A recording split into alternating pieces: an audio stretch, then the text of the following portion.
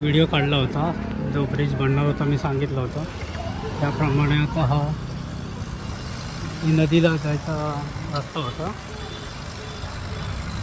पाहू शकता इथे काहीतरी होतं मध्ये, इथे धोबीघाट म्हणून हे होतं इथे खाली.